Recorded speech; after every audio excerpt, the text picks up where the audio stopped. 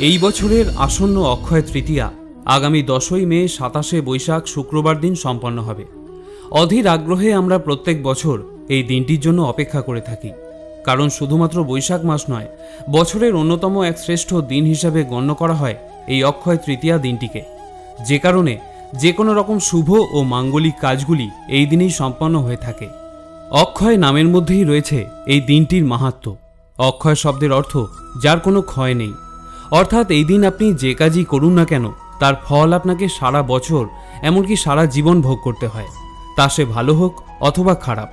বন্ধুরা, আজ এই ভিডিওর মাধ্যমে আপনাদের সামনে ব্যক্ত করব যে এই বছর 1431 বঙ্গাব্দ 2024 সালে এই অক্ষয় তৃতীয়া কবে এবং কখন পড়েছে, অক্ষয় তৃতীয়ার দিন আমাদের কি করা প্রয়োজন, এবং এই দিন যদি আপনি কোনো শুভ এবং মাঙ্গলিক কাজ করতে চান তাহলে কোন সময় করবেন, এবং সর্বোপরি অক্ষয় তৃতীয়া দিনটি কেন এত গুরুত্বপূর্ণ, এর মাহাত্ম্য কী। আশা করি দর্শক বন্ধুরা এই ভিডিওটি আপনাকে সমৃদ্ধ করবে। নমস্কার দর্শক বন্ধুরা, সাহিত্য রস মোটিভেশনের আজকের একটি নতুন ভিডিওতে আপনাদেরকে আরও একবার স্বাগত জানাই। ভারতীয় দর্শন, শাস্ত্র, দেবদেবী এবং শ্রীকৃষ্ণের বাণীর প্রচার আমাদের এই চ্যানেলের মূল বিষয়বস্তু। মহাভারতের তথ্য থেকে জানা যায়, দাপর যুগে ভগবান শ্রীকৃষ্ণের সুদামা নামে এক দরিদ্র ব্রাহ্মণ বন্ধু ছিলেন। সুদামা একদিন ভুলবশত কৃষ্ণের সমস্ত খাবার খেয়ে ফেলেছিলেন। তারপর তিনি শ্রীকৃষ্ণকে খাবার দিতে এক মুঠো চাল নিয়ে তার ঘরে আসেন তাকে খাওয়ানোর জন্য। বন্ধু সুদামার আচরণ মুগ্ধ করেছিল শ্রীকৃষ্ণকে। এরপর শ্রীকৃষ্ণের আশীর্বাদে সুদামার সমস্ত দারিদ্রতা ঘুচে যায়। মনে করা হয় সেই দিনটি ছিল বৈশাখ মাসের শুক্লপক্ষের এই অক্ষয় তৃতীয়ার দিন, তাই এই দিনটি বছরের অন্যতম শুভ দিন। অন্যদিকে মহাভারতের আরও একটি তথ্যে উল্লেখ আছে যে কৌরবদের কাছে পাশা খেলায় হেরে যাওয়ায় 12 বছরের বনবাস এবং 1 বছরের জন্য অজ্ঞাতবাসে যেতে হয়েছিল পাণ্ডবদের। তাদের বনবাসে থাকার সময় ফের কৌরবদের চক্রান্তে মুনি দুর্বাসা তার শিষ্যদের নিয়ে এক রাতে পাণ্ডবদের আশ্রয় গ্রহণ করতে যান, কিন্তু সেই সময় তাদের গৃহে কোনো অন্ন ছিল না।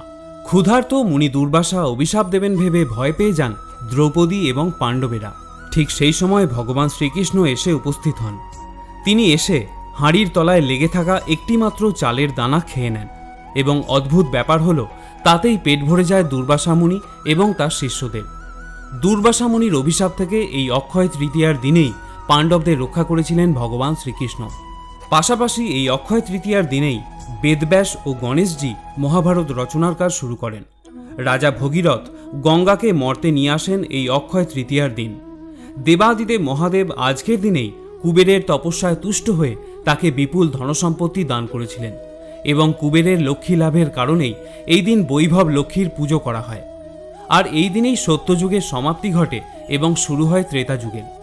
বিষ্ণুর ষষ্ঠ অবতার পরশুরামের জন্ম হয়েছিল এই তিথিতে, এবং দুঃশাসন এই দিনেই দ্রৌপদীর বস্ত্রহরণ করে যে কুকর্ম করেছিল তার ফল তাকে কুরুক্ষেত্রের যুদ্ধে ভোগ করতে হয়েছিল। ভীম তার বুক চিরে রক্ত পান করেছিল। সুতরাং এই দিনটিতে আপনি যা করবেন তা ক্ষয়হীন হয়ে চিরকাল থেকে যাবে। এই কারণেই বন্ধুরা, বাড়িতে বাড়িতে এই দিন অক্ষয় তৃতীয়ার পূজা সম্পন্ন করা হয়।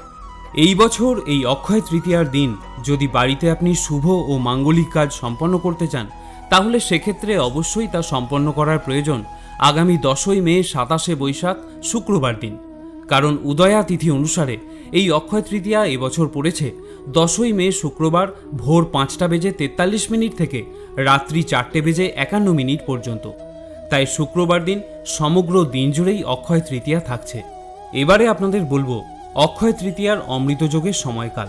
আপনাদের সুবিধার্থে সময়গুলি আমি স্ক্রিনে দিয়ে দিলাম। এই অক্ষয় তৃতীয়ার অমৃতযোগের সময় হল শুক্রবার সকাল 6:43 থেকে সকাল 7:35 পর্যন্ত, সকাল 10:12 থেকে দুপুর 12:48 পর্যন্ত, দুপুর 2:32 থেকে বিকেল 4:17 পর্যন্ত, এবং সন্ধ্যা 6:05 থেকে রাত্রি 7:35 পর্যন্ত।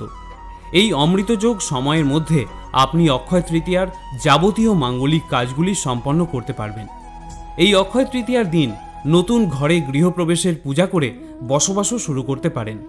বন্ধুরা, অক্ষয় তৃতীয়ায় সবথেকে শুভ কাজ হিসাবে বিবেচনা করা হয় স্নান এবং দানকে। এই দিন যদি সম্ভব হয় গঙ্গা স্নান করুন। গঙ্গায় গিয়ে যদি গঙ্গা স্নান না করতে পারেন তাহলে স্নানের জলে সামান্য গঙ্গা জল মিশিয়ে সেই জলেও আপনি স্নান করতে পারেন। এই দিন ভোজ্য সহিত অর্থাৎ খাবারের সঙ্গে জলপূর্ণ ঘরদানে সূর্যালোক গমনের ফল প্রাপ্তি হয়। তাই এই দিন যদি সম্ভব হয় তাহলে দুস্থ বা গরিব মানুষকে অথবা নিষ্ঠাবান কোনো ব্রাহ্মণ পুরোহিতকে সাত্ত্বিক খাবারের সঙ্গে জল দান করুন। এই অক্ষয় তৃতীয়া তিথির অধিষ্ঠাত্রী দেবী হলেন দেবী পার্বতী। পৌরাণিক গ্রন্থ অনুসারে ত্রেতা এবং সত্যযুগও এই তিথিতেই শুরু হয়েছিল, তাই একে কৃতযুগদী তৃতীয়াও বলা হয়ে থাকে। বিশ্বাস করা হয় যে এই দিনে সমস্ত করা কাজ যেমন স্নান, দান, জপ, হবন, স্বঅধ্যায়ন, তর্পণ ইত্যাদি সবই অক্ষয় হয়ে যায়। এই তিথিকে সমস্ত পাপের বিনাশকারী এবং সমস্ত সুখের দাতা হিসাবে মনে করা হয়। এই তারিখটি একটি স্বপ্রমাণিত অবুঝ মুহূর্ত হিসেবে বিবেচিত হয়েছে। এই দিনে বিবাহ সংক্রান্ত যে কোনো শুভ কাজ, গৃহ উষ্ণায়ন, বাড়ি, জমি বা বাহন ক্রয় করা যেতে পারে। তৃতীয়া তিথিকে পার্বতীর অবিরাম ফল দেওয়ার ক্ষমতা দিয়ে আশীর্বাদ করেছিলেন। সেই আশীর্বাদের প্রভাবে এই তিথিতে করা যে কোনো কাজ বিফলে যায় না। ব্যবসা শুরু, বিবাহের কাজ, ফলপ্রসূ আচার, দান, পুণ্য, পুজো পাঠ অক্ষয় থাকে, মানে কখনোই তা বিনষ্ট হয় না। ধর্মরাজের কাছে এই তিথির গুরুত্ব ব্যাখ্যা করে মা পার্বতী বলেছিলেন যে কোনো মহিলা যদি কোনো ধরনের সুখ চান তারা এই উপবাস পালন করতে পারেন। এই উপবাসের কারণে প্রজাপতি দক্ষিণের কন্যা রোহিণী স্বামী চন্দ্রের প্রিয় রানী হয়েছিলেন। স্বর্গের রাজা ইন্দ্রের স্ত্রী দেবী ইন্দ্রাণী এই উপবাসের ফলে জয়ন্ত নামে এক পুত্রের মা হয়েছিলেন। অক্ষয় তৃতীয়ার দিন সূর্যোদয়ের আগে উঠে সমুদ্র, গঙ্গা বা যে কোনো পবিত্র নদীতে বা বাড়িতে স্নান করার পর শান্ত চিত্তে ভগবান বিষ্ণু ও মা লক্ষ্মীর পুজো করার বিধান রয়েছে। সুখ, সৌভাগ্য ও সমৃদ্ধির জন্য লক্ষ্মী নারায়ণের পাশাপাশি এই দিন ভগবান শিব ও মাতা পার্বতীরও পুজো করা হয়। শাস্ত্র অনুসারে এই মাসে জলের কলস, ছায়াযুক্ত বৃক্ষ রক্ষা ও রোপণ, পশু পাখিদের খাবারের ব্যবস্থা করা, পথচারীকে জল দেওয়া প্রভৃতি ভালো কাজগুলি মানুষের জীবনকে সমৃদ্ধির পথে নিয়ে যায়। স্কন্দ পুরাণ থেকে জানা যায় এই মাসে জল দান করা সবচেয়ে গুরুত্বপূর্ণ, অর্থাৎ বহু তীর্থযাত্রা করে যে ফল পাওয়া যায় তা বৈশাখ মাসে জলদান করলেই পাওয়া যায়। এছাড়া যারা ছায়া চান তাদের ছাতা দান করে, অথবা যারা পাখা চান তাদের একটি করে পাখা দান করলে ব্রহ্মা, বিষ্ণু ও মহেশ্বর এই তিন দেবতার আশীর্বাদ পাওয়া যায়। এছাড়াও মনে করা হয় যিনি বিষ্ণুপ্রিয়া বৈশাখে পাদুকা দান করেন তিনি যমদূতদের তুচ্ছ করে বিষ্ণুলোকে যাওয়ার অধিকার অর্জন করেন। অক্ষয় তৃতীয়ার দিন বাড়িতে বাড়িতে শ্রী গণেশ, মা লক্ষ্মী এবং শ্রী বিষ্ণুর পূজা করা হয়ে থাকে। এই দিন সম্ভব হলে আপনার ইষ্ট দেবতার উদ্দেশ্যে, অর্থাৎ আপনি মনে প্রাণে বিশ্বাস করেন যে দেবতাকে, তার উদ্দেশ্যে পূজা নিবেদন করুন। আপনি যাকে পূজা নিবেদন করছেন তাকে অবশ্যই জবের দানা নিবেদন করতে ভুলবেন না। এই দিন আমাদের প্রথম খাদ্যশস্য জব নিবেদন করার কথা বলা হয়ে থাকে। এই দিন অবশ্যই আম পাতা এবং ফুলের মালা দিয়ে সদর দরজাকে সাজানোর চেষ্টা করবেন। যদি সম্ভব হয় তাহলে বাড়ির প্রত্যেকটি দরজায় এই আম পাতা এবং ফুলের মালা দিয়ে সাজাতে পারেন। আপনি শুধুমাত্র আম পাতার মালাও ব্যবহার করতে পারেন। শ্রোতা বন্ধুরা, এবারে যে গুরুত্বপূর্ণ প্রসঙ্গে আলোচনা করব তা হলো এই অক্ষয় তৃতীয়ার দিন যে কাজটি কখনো ভুলেও করবেন না তা হলো কোনো শাস্ত্রীয় বা ধর্মগ্রন্থকে অবজ্ঞা করবেন না, তা সে আপনার নিজের ধর্ম হোক বা অন্য কোনো ধর্ম হোক। কারণ মনে করা হয় এরকম করলে তার পাপ আপনাকে অনন্তকাল বহন করতে হবে। এই দিন কোনো ব্যক্তিকে কোনো কটু কথা বলবেন না। এই দিনে যে কোনো শুভ কাজ করা যায়। এছাড়া কেনাকাটা করার জন্য অক্ষয় তৃতীয়া অত্যন্ত শুভ দিন বলে মনে করা হয়। ধনতেরাসের মতো অক্ষয় তৃতীয়াতেও কিছু কেনাকাটা করলে মা লক্ষ্মীর আশীর্বাদ লাভ করা যায়। এই দিন সোনা বা রূপোর জিনিস কেনাকে অত্যন্ত শুভ বলে মনে করা হয়। সেই কারণে অনেকেই অক্ষয় তৃতীয়ায় গয়না কিনে থাকেন। অক্ষয় তৃতীয়ায় মা লক্ষ্মীর আরাধনা করার রীতি প্রচলিত আছে। এই দিনে লক্ষ্মী পুজো করলে তার আশীর্বাদ লাভ করা সম্ভব হয়। সংসারে সুখ, শান্তি এবং সমৃদ্ধি বৃদ্ধি পায়। এই দিন যদি আপনার বাড়ির আঙিনায় কোনো অভুক্ত মানুষ আসেন বা কোনো ভিখারি আসে তাহলে চেষ্টা করবেন আপনার সাধ্য ও সামর্থ্য মতো তাকে কিছু প্রদান করতে। যদি সম্ভব হয় তাকে অন্ন দান করুন বা অর্থ দিয়ে সাহায্য করুন, কিন্তু কখনোই তাকে খালি হাতে আপনার বাড়ি থেকে ফেরাবেন না। জ্যোতিষশাস্ত্র অনুসারে এই দিনে সূর্য এবং চন্দ্র তাদের সর্বোচ্চ রাশিতে থাকে। শাস্ত্রে অক্ষয় তৃতীয়ার তিথিকে স্বয়ংসিদ্ধ মুহূর্ত বলা হয়ে থাকে। কথায় বলে বৈশাখের মতো কোনো পূর্ণ মাস নেই, সত্যযুগের মতো কোনো যুগ নেই, বেদের মতো কোনো শাস্ত্র নেই এবং গঙ্গার মতো কোনো তীর্থযাত্রা নেই।